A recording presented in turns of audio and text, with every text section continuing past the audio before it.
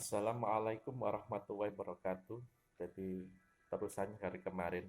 Jadi seorang hamba ahli ikhlas, pangkat jabatan adalah amanah yang sangat berat untuk dipikul di dunia dan sangat berbahaya bagi keselamatannya di akhirat nanti. Andai kata ia salah dalam mengembannya. Jadi seorang hamba ahli ikhlas sangat yakin bahwa kemuliaan tidak tergantung dari tinggi rendahnya pangkat, kedudukan dan jabatan, melainkan disebabkan oleh kedekatan kepada Allah saja. Jadi sehingga kedudukan yang selalu dirindukannya adalah kedudukan yang dapat membuatnya semakin dekat kepada Allah, apapun bentuknya.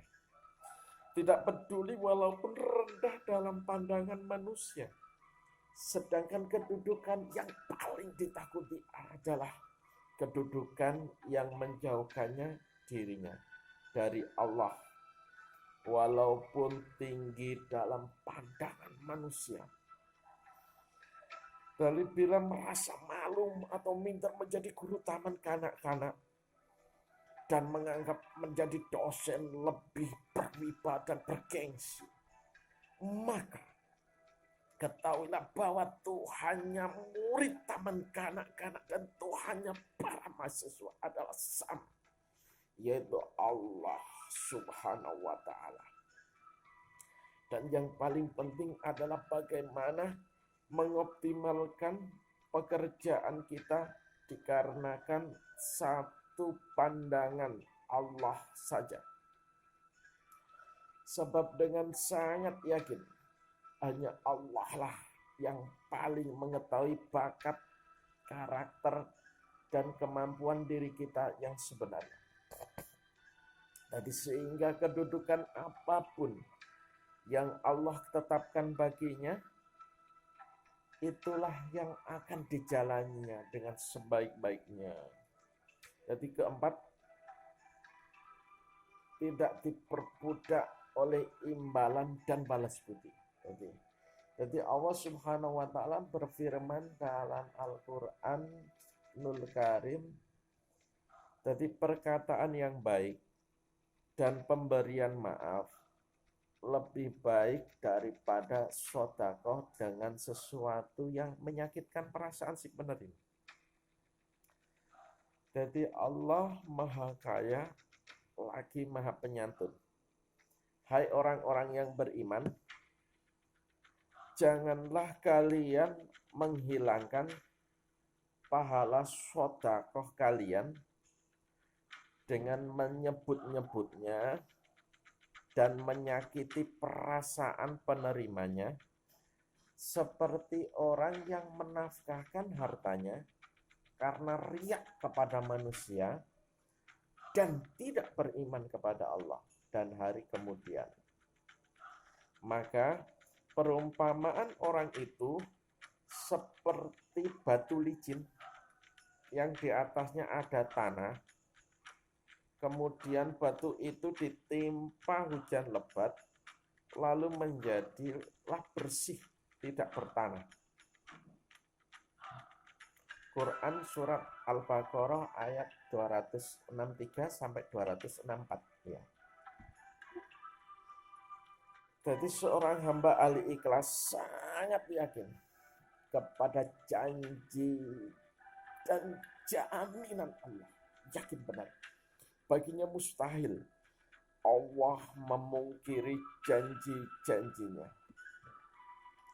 serta tidak akan pernah meleset sedikit pun, sehingga tidak memusingkan imbalan dari makhluk. Karena pertama, sadar benar bahwa makhluk tidak dapat memberikan apapun tanpa Allah yang menggerakkannya. Makhluk hanya sekedar jalan sampainya apa yang diberikan Allah Subhanahu wa ta'ala. Dan yang kedua, karena sadar bahwa rezeki yang sesungguhnya adalah ketika dia ditakdirkan bisa berbuat amal kebajikan. Karena tanpa pertolongan Allah, tidak mungkin kita punya kesempatan dan kemampuan berbuat sesuatu. Jelas, jadi bagi seorang hamba ahli ikhlas, rezekinya adalah ketika ia berbuat sesuatu, bukan ketika dia mendapat sesuatu, tapi ketika dia berbuat sesuatu. Jadi mengenai balasannya cukuplah dari Allah saja, yang pasti diberikan oleh Allah. Jadi dia yakin tidak akan meleset, apalagi salah perhitungan. Jadi tanda yang kelima, seorang hamba al-ikhlas, wong sing ikhlas itu tidak mudah kecewa.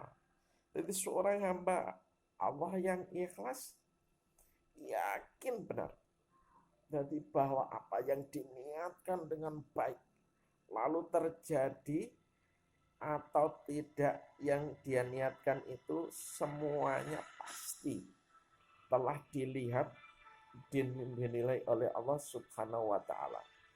Misalkan gini, jadi suatu ketika kita menjenguk seorang teman yang sakit di rumah sakit di luar kota, namun ketika sampai di tempat tujuan, ternyata yang bersangkutan itu telah sembuh dan pulang ke rumah. Tentu saja kita tidak harus kecewa, karena niat dan perjalanan termasuk semua ongkos dan keletihan, capean sudah mutlak tercatat dan tidak akan disia-siakan oleh Allah Subhanahu wa Ta'ala. Jadi begitulah dalam hal apapun yang kita lakukan. Jadi apabila kita sudah berupaya menyempurnakan niat dan menyempurnakan ikhtiar, tidak harus kecewa biar hasilnya tidak cocok atau persis dengan yang kita inginkan. Karena kita tidak rugi sedikit pun andai ikhlas dalam melakukannya. Jadi seorang hamba ahli ikhlas sadar benar bahwa manusia itu hanya memiliki kewajiban menyempurnakan niat dan menyempurnakan ikhtiar, sedangkan perkara kejadian terbaik itu adalah urusan Allah yang Maha Tahu yang terbaik dan yang terburuk. Jadi oleh karena itu ia jarang kecewa dengan kejadian-kejadian urusan-urusan duniawi yang tak nyaman yang dialaminya, walaupun sangat tidak sesuai dengan harapan. Jadi dia tidak akan goyah. Yang dilakukannya hanya terus-menerus mengevaluasi diri dan terus bersemangat untuk menyempurnakan ikhtiar kembali. Contoh lain misalnya, jadi seseorang yang mendapat tugas membacakan Al-Quran atau uraian nasihat agama yang sangat penting dalam suatu acara terhormat dan langka. Jadi yang dihadiri orang-orang penting.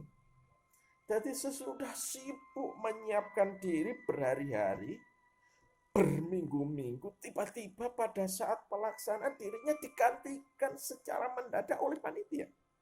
Bayangkan, dengan alasan darurat yang tak dapat dihindari. Jadi bila orang ini seorang hamba yang berhati bersih dan ikhlas, niscaya semua kejadian itu akan disikapi dengan ringan dan senyum. Karenanya tadi baginya tidak rugi sedikit pun, niat sudah sampai, insya Allah ikhtiar pun sudah sungguh dilakukan, lalu apa ruginya? Dia juga yakin bahwa semua penilaian sudah lengkap di sisi Allah. Bahkan niat yang niatnya awal sudah ikhlas bisa menjadi riya pada waktu pelaksanaan.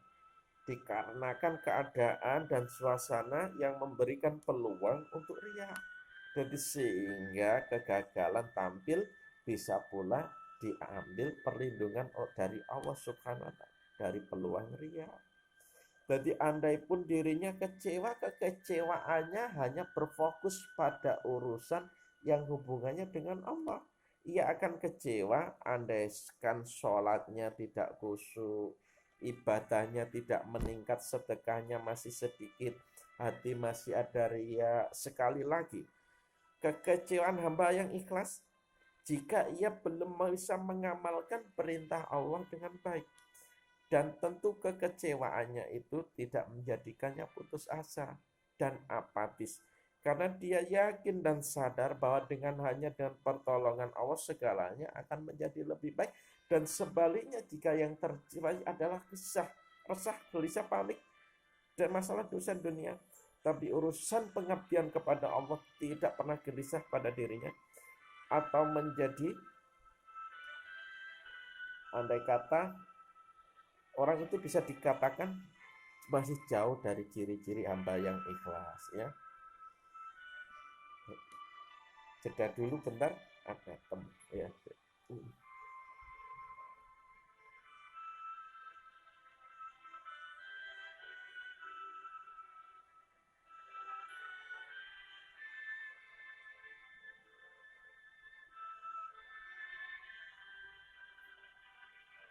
Ya sudah.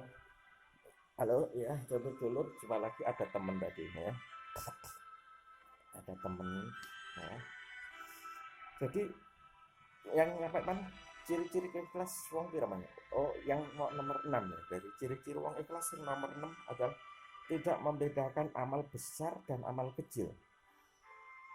Dari lautan amal ladang yang Allah ciptakan, jadi aneka bentuk dan ukurannya.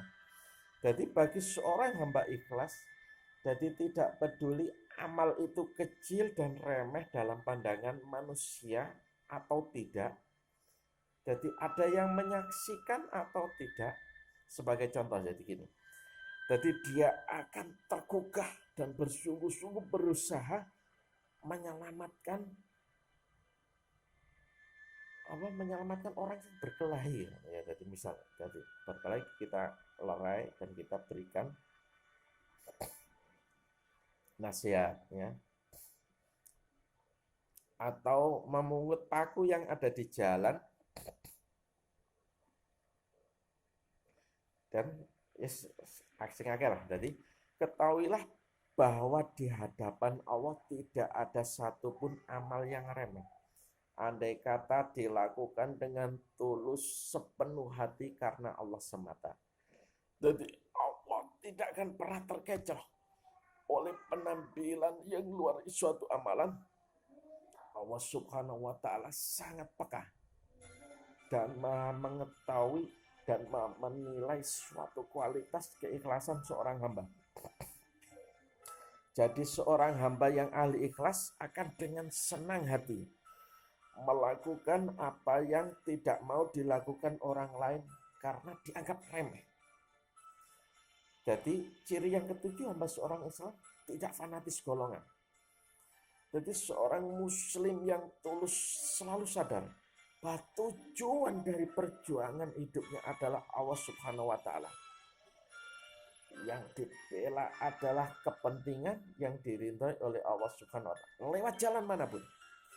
Dan sadar sepenuhnya bahwa jalan mendekat kepada Allah tidaklah baku dan terpaku hanya kepada satu kelompok yang lainnya atau golongannya saja. Jadi dia tidak akan sibuk membela kelompoknya dengan mengabaikan apa yang disukai oleh Allah. Dia dengan senang hati akan membela kelompok yang lain yang benar, yang disukai oleh Allah, yang bertujuan memuliakan akan Allah. Jadi seorang hamba yang ikhlas tidak akan mempersempit hanya sebatas kelompoknya saja atau golongannya saja. Jadi seorang hamba yang ikhlas, jadi sangat berusaha dan sangat ya. Jadi senang dengan wong sing bergabung, mitra dan sebagainya. Yang penting itu berjuang untuk menegakkan agama Allah. Jadi dia tidak ingin senang sendiri.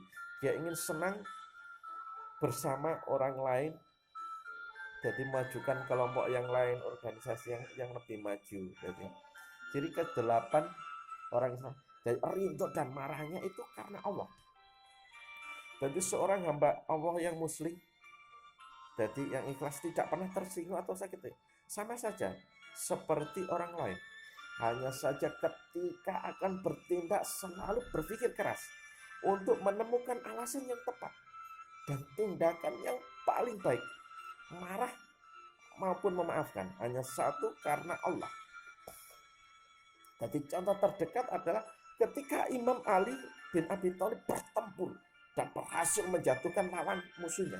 Pada saat kritis menjelang terbunuhnya sang musuh tadi, dia tiba-tiba meludahi beliau. Serta merta Imam Ali menghentikan perkelahiannya itu langsung. Sehingga sang lawan bertanya, "Ya Ali, kenapa Anda tidak jadi membunuhku?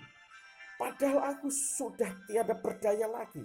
Imam Ali menjawab dengan kata yang indah, "Aku khawatir jikalau aku melanjutkan perkelahian ini dan aku membunuhmu karena aku telah dipanji dengan lidah itu, bukan karena membela agama Allah." Jadi dia takut dan tidak jadi membunuhnya karena dia takut, karena tidak karena Allah, tapi melainkan karena nafsu dan dendam dan hawa nafsunya. Begitupun ketika kita memaafkan seseorang. Memaafkan yang kita lakukan bukan karena ingin disebut sebagai seorang pemaaf, bukan pula karena ingin dikenal sebagai seorang yang baik hati, melainkan memang memaafkan adalah yang sangat disukai oleh Allah dan sangat dicontohkan oleh Rasulullah SAW. Ke-9 tandungan ikhlas itu apa? Orang yang ikhlas, ciri yang ke-9 yaitu dia seringan lahap nikmat dalam beramal. Semangat karena dia yakin keikhlasan adalah buah dari sebuah kenikmatan. Jadi sehingga orang yang ikhlas, jadi perbuatan apapun yang disukai oleh Allah dapat mendekatkannya kepada Allah menjadi satu-satunya program kesehariannya. Dia akan sangat sibuk dengan amal besar maupun amal yang kecil. Dan dengan ringan, lahap, nikmat, dia lakukan sekalipun walaupun itu membutuhkan harta, tenaga, biaya, pikiran, dan nyawa pun, kalau itu perintah Allah baginya, pengorbanan itu bukannya beban yang merugikan, melainkan investasi yang seharusnya dilakukan karena sangat disayang oleh Allah. Begitupun orang hamba ikhlas, daya tahannya, istiqomahnya sangat terjaga, bermutu dan stabil. Bahkan jika memungkinkan, dia selalu berusaha menyembunyikan setiap amalnya. Ke-10 contoh orang ikhlas itu tidak egois karena selalu mementingkan kepentingan bersama. Jadi seorang hamba ahli ikhlas tidak pernah keberatan dengan bergabungnya orang lain yang lebih pandai, lebih saleh, lebih bermutu darinya sebagai anggota atau mitra kerja, sepanjang sama-sama berjuang membela kebenaran. Walaupun mungkin dirinya secara popularitas dan pengaruh akan tersaing. Karena memang orang yang ikhlas beramal itu bukan untuk mencari popularitas, pengaruh atau penghargaan. Walaupun kemampuan pendatang orang baru lebih pandai, lebih bermutu dari segi usia, lebih muda, lebih energik darinya, ia akan menikmati kehadiran orang tersebut sebagai bagian dari nikmat Allah dan pertolongan Allah pada dirinya. Jadi seorang hamba yang ikhlas tidak ada rasa benci, dengki. Kalaupun ada, dia akan berjuang dengan sekuat tenaga untuk menghapuskannya dan bertobat kepada Allah dengan rasa malu. Subhanallah. Jadi kita memang harus merasa malu karena sifat dengki pada saudara sendiri. Karena sifat dengki pada saudara sendiri adalah sifat yang sangat hina dan sangat memalukan. Jadi seorang pemimpin yang memiliki keikhlasan akan berusaha dan sekuat tenaga agar orang yang dipimpinnya berkembang naik menjadi lebih baik, lebih sukses. Ia akan menikmati kemajuan rekan kerjanya atau anggotanya sebagai nikmat yang dirindukannya dari Allah. Jadi sedangkan pemimpin yang buruk adalah yang menghalangi kemajuan dan kesuksesan anggotanya. Karena khawatir tersaingi, popularitasnya tersaingi. Sebab dengan sangat pasti para pemimpin yang ikhlas akan tetap terhormat dan disegani walaupun anggotanya jauh lebih sukses. Karena memang Allah lah yang mengangkat derajat dan yang menurunkannya. Dan dia yakin. Itu 11 tanda yang terakhir yaitu tidak membeda-bedakan pergaulan. Jadi seorang hamba ahli ikhlas tidak akan membeda-bedakan teman bergaul. Tidak pilih kasih dalam bergaul. Dalam hidup kesehariannya, ia bergaul dengan siapa saja. Dan golongan mana saja. Dengan yang kaya, dengan yang miskin, orang muda, orang tua, ataupun golongan yang lain. Jadi ia sadar benar bahwa strata sosial itu memang ada dan nyata. Tapi hal itu tidak membelenggu dia menjadi sempit hati dan kurang menghargai suatu golongan. Dengan yang muda ia tawadhu, dengan yang tua ia hormati, orang miskin dihargai, orang kaya juga dihormati. Subhanallah. Jadi bergaul dengan orang kaya sama sekali bukan karena ingin mengambil keuntungan secara duniawi, tapi ia ikhlas semata-mata karena hal itu dianggap membawa kebaikan bersama. Rumah seorang hamba ahli ikhlas tidak pernah tertutup untuk siapapun. Pintunya selalu terbuka lebar bagi siapa saja, kapan saja, dan dari golongan mana saja. Tamunya tak pernah dibeda-bedakan. Ia jamu dengan sebaik mungkin dan sopan. Apakah ia dari golongan kaya atau miskin? Hal lain mengundang orang lain dalam acara keluarganya yang kaya